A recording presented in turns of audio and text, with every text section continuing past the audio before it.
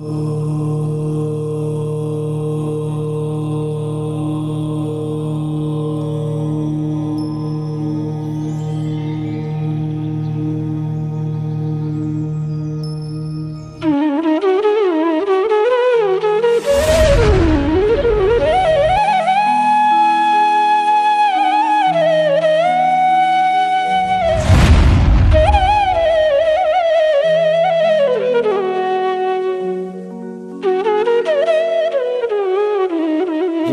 जिनेन्द्र।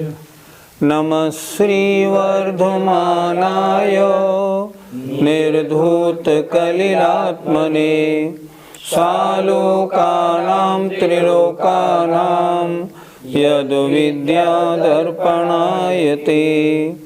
पंच परमेष्टि भगवान की जय। सामायिक शिक्षावृत्ति की चर्चा इस समय पाठशाला में चल रही है। सामायिक के लिए कैसा स्थान हो, सामायिक किस प्रकार हो, इस पर कुछ चर्चाएं हो गई। आज चर्चा होगी सामायिक के समय क्या विचार करें जिससे भावों में विशुद्धि और बढ़े और सामायिक और अच्छी ज़्यादा निर्जरा वाली हो जाए। आइए श्लोक देखते हैं हम। अशरणमशुभमनित्यम्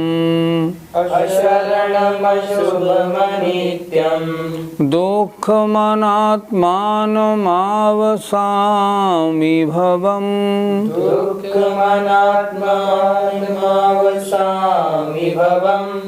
मोक्षस्तद्विपरीतात् मेति ध्यायन्तु सामयिके।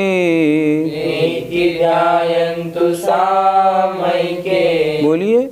अशरणमशुभमनित्यं दुःखमनात्मानमावसामि भवम् मोक्षस्तद्विपरीतात् मेति ध्यायन्तु सामयिके। सामयिक करते समय श्रावक किस प्रकार विचार करे? संसार कैसा है? अशरणम, इसमें कोई शरण नहीं है। अशुभम, शुभ नहीं, ये तो अशुभ पाप बंध का कारण है। अनित्यम, नाशवान है। जो कुछ मैं देख रहा हूँ आज है, कल का पता नहीं, 10 मिनट बाद नहीं, 1 मिनट बाद का पता नहीं। ये सब अनित्य माने नाशवान है। दुखम, दुख रूप है। संसार में सुख का कुछ कारण नहीं। अनात्मानम, अनात्म स्वरूप है, पर रूप है, अर्थात आत्मस्वरूप नहीं है, अर्थात मुझसे भिन्न है। ऐसे भवम, ऐसे इस संसार में आवसामी, मैं निवास करता हूँ। जिस संसार में मैं रह रहा हूँ, मैंने यहाँ जन्म लिया है, ये संसार कैसा है, इसके स्वरूप की बात यहाँ हो रही है। देखिए, ये संसार कैसा है? अशरण है, इसमें कोई शरण नहीं है। अशुभम, निरंतर अशुभ है, पाप रूप क्रियाओं से भरा पड़ा है। अनित्यम, नाशवान है। दुखम, दुख रूप है। अनात्मानम, आत्मस्वरूप नहीं, मुझसे भिन्न रूप है। ऐसे संसार में आवसामी, मैं निवास करता हूँ। मोक्षः तद विपरीतात्, और मोक्ष उससे विपरीत है। इति, इस प्रकार सामयिके, सामयिक में ध्यायन्तु, ध्यान करना चाहिए। संसार क्या है? मुझे जाना कहाँ है? दुख कहाँ है? सुख कहाँ है? कौन छोड़ने योग्य है, कौन प्राप्त करने योग्य है, इसका ध्यान करें। पंडित जी, संसार अशरण क्यों है? सोचो, जब अंत समय आता है तब कोई शरण देने वाला है? कोई ऐसा है जो बचा ले? हम रोज़ तो पढ़ते हैं, दलबल देई देवता मात पिता परिवार, और मरती बिरिया जीव को कोऊ न राखन हार। जब अंतिम समय आता है ना, इसको शरण देने वाला कोई नहीं, कोई इसको एक मिनट ज़्यादा बचाने वाला नहीं। शरण देने वाले कौन हैं? देव धर्म गुरु शरण जगत में और नहीं कोई, और भ्रम से फिरे भटकता चेतन यूं ही उम्र खोई। इस संसार में अंतिम समय आता है, कोई बचाने वाला नहीं। कोई ये कह दे मेरे पास आ जाओ मैं तुम्हें शरण देता हूँ, ऐसा कोई नहीं है। शरण देने वाले तो देव धर्म और गुरु हैं। मैं उनकी शरण में जाता नहीं, आज तक गया नहीं, इसलिए तो संसार भ्रमण कर रहा हूँ। इसलिए संसार कैसा है? शरण रूप नहीं है, अशरण है। पंडित जी, संसार अशुभ क्यों है? शुभ का मतलब होता है जिसके संसर्ग से पुण्य का बंध हो। संसार में तो सभी पाप कार्यों में लगे रहते हैं, सब पाप कार्यों में जुटे पड़े हैं। संसार में सब पाप ही पाप है, कुछ भी अच्छा नहीं। जितना संसार से हटते हैं उतना पाप से बचते हैं, इसलिए संसार तो अशुभ रूप ही है। पंडित जी, संसार अनित्य क्यों है? नित्य माने सदैव रहने वाला, अनित्य माने नाशवान। मुझे बताओ, संसार में कौन सी वस्तु ऐसी है जो सदैव रहने वाली है? कोई नहीं।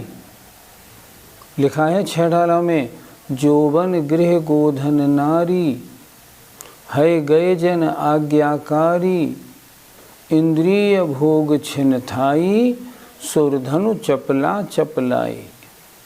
आप रोज तो पढ़ते हो, राजा राणा क्षत्रपति हातिन के असवार, मरना सबको एक दिन अपनी अपनी बार। यहाँ कोई सदैव रहने वाला कुछ भी नहीं है, सब नाशवान है। इसलिए संसार कैसा है? अनित्य है। पंडित जी, संसार दुख रूप क्यों कहा गया है? यहाँ कोई सुखी दिखता है क्या? सभी रोते हुए नजर आते हैं, सब दुखी दुखी हैं। लिखा है बहुत अच्छी तरह, जो संसार विषय सुख होता, तीर्थंकर क्यों त्यागे, काहे को शिव साधन करते, संयम सो अनुरागे। अगर संसार में सुख होता तो भगवान तीर्थंकर देव क्यों संसार को छोड़ते। यहाँ कोई नहीं, यहाँ तो सब दुख रूप ही है। कहते हैं रिश्ते नाते सब मतलब के हैं, कोई सुख रूप सुख देने वाला नहीं। पंडित जी, ये संसार पर रूप क्यों है? हमसे पूछते क्यों हो? खुद नहीं सोचते। पररूप नहीं है तो क्या स्वरूप है? इस संसार में मेरा क्या है? बस मैं और मेरी आत्मा, इसके अलावा सब मुझसे पर है। अनात्म रूप है, आत्म रूप नहीं। जितनी चीज़ें मैं देख रहा हूँ इसमें मेरा कुछ नहीं, मेरे रूप में कुछ नहीं, मेरे रूप में तो मात्र मैं ही हूँ। इसलिए ये सब मुझसे अनात्म अर्थात पर रूप है, मेरा इसमें कुछ भी नहीं है। पंडित जी, संसार की दशा तो आपने बता दी, अब मोक्ष कैसा है? लिखा तो है श्लोक में, मोक्षः तद विपरीतात्, मोक्ष इससे विपरीत है। अर्थात मोक्ष कैसा है? शरणभूत है। एक बार प्राप्त हो जाए और वहाँ से जाने आने का कुछ काम नहीं, अनंत काल तक वहीं रहना है। अशुभ नहीं, शुभ रूप है, आनंदी आनंद है।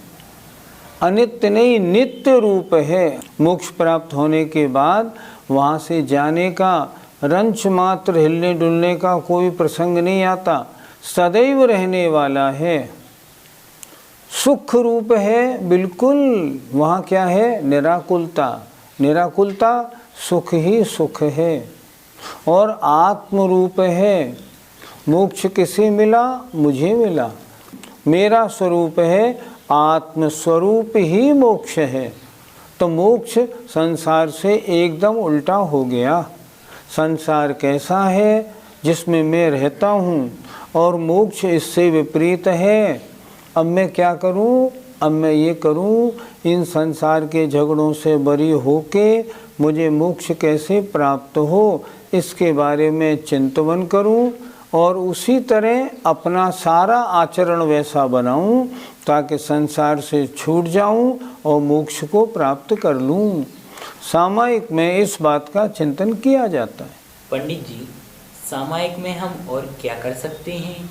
सामायिक में आप 12 भावनाओं का पाठ करें, मेरी भावना बोलें, बहुत अच्छा है हिंदी का सामायिक पाठ बोलें, और अच्छा है अगर सत्वईश मैत्री वाला संस्कृत का सामायिक पाठ पढ़ें। अगर ये पढ़ना नहीं आता हो, मंत्र की मन लगा के जाप करें, प्रभु का स्मरण करें, स्तोत्र बोलें। कोई अगर आपको समय सार याद है, समय सार की 100 गाथाएं धीरे धीरे बोलें। समय पास करने के लिए कोई कार्य नहीं करना, अपने उतने समय को अपने में रखने के लिए, संसार से निर्विकल्प होने के लिए जो बने वो करो। कुछ भी कर सकते हो, ध्यान करो, जाप करो, उच्चारण करो, स्तोत्र पाठ करो, कोई आपत्ति नहीं। बस ध्यान ये रखना है 5 पापों से दूर रहना है, कषाय और संकल्प विकल्पों से दूर रह के आत्मा के पास रहना है। इसी का नाम सामयिक है। वाक्काय मानसानाम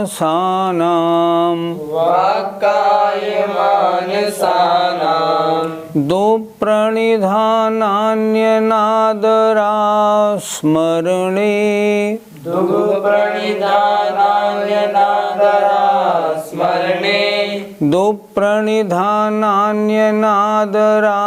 स्मरणे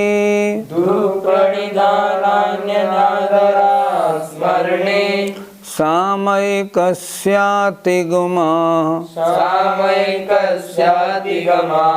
व्यज्यन्ते पंचभावेन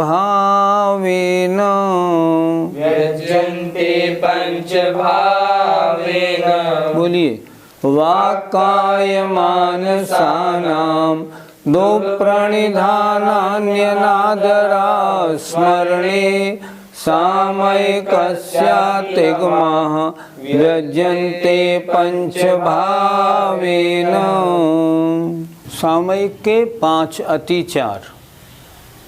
वाक माने वचन, काय माने शरीर, मानस और माने मन, इनका।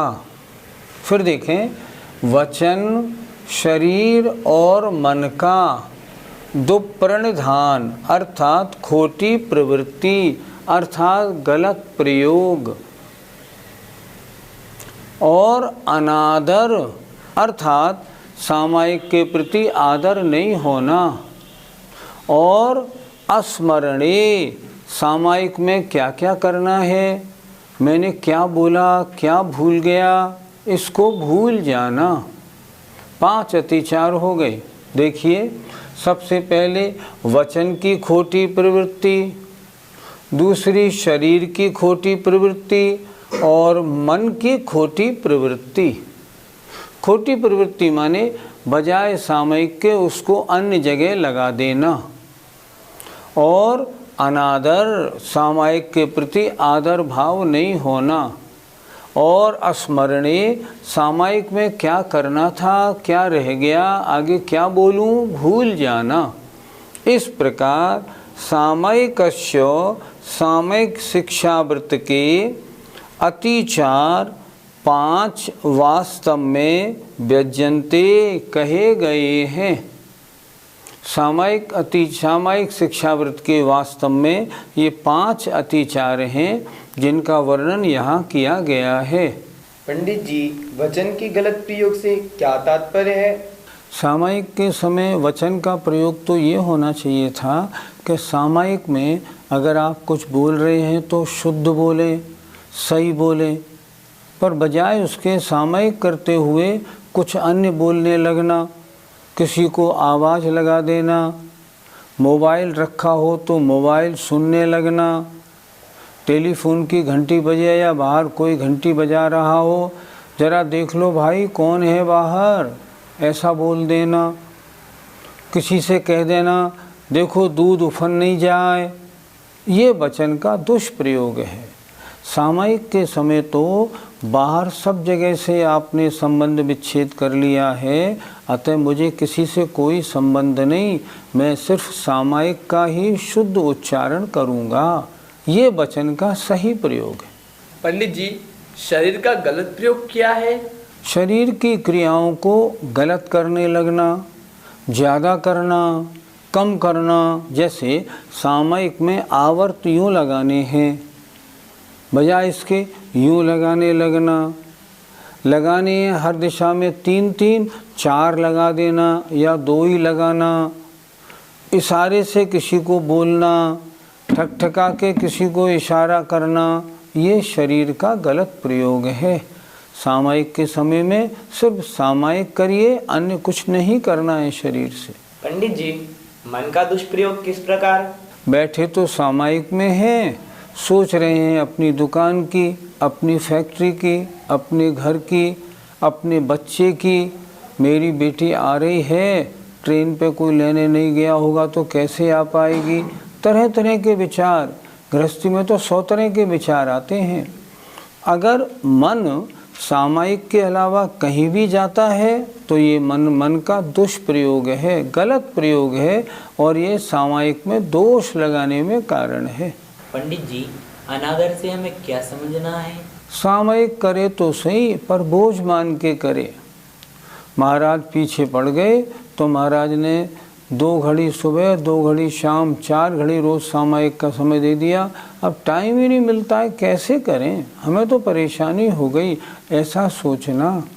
या सामयिक शिक्षावृत्त में सामयिक 2-2 घड़ी तो बहुत है, हमसे नहीं हो पाएगी, हम तो 1-1 घड़ी करें। तो इस तरह उसके प्रति अनादर होना, इसका नाम अनादर भाव है। पंडित जी, स्मरण शब्द का अर्थ क्या है? सामयिक में क्या कार्य हो चुका, क्या करना है, अब मैं क्या करूं, कितनी बार आवर्त करूं, उसको भूल जाना। मैं क्या कर चुका हूं, उसको भूल जाना। सामयिक में करने योग्य आवश्यक कार्यों को भूल जाने का नाम स्मरण है। इस तरह इस सामयिक व्रत के 5 अतिचार हैं। पंडित जी, सामयिक कैसी करनी चाहिए? दर्शकों से निवेदन, ज़रा सामयिक को समझ लें और जो नहीं करते हो वो करने लगें, और जो इस तरह नहीं करते हो वो ठीक करने लगें। सबसे पहली बात, एक सही शुद्ध स्थान पर, जहाँ जूते चप्पल अशुद्धियाँ नहीं हो, ऐसे स्थान पर अपना आसन चटाई बिछाए देख के। चटाई बिछाने के बाद सबसे पहले पूर्व या उत्तर मुख करके खड़ा हो जाए।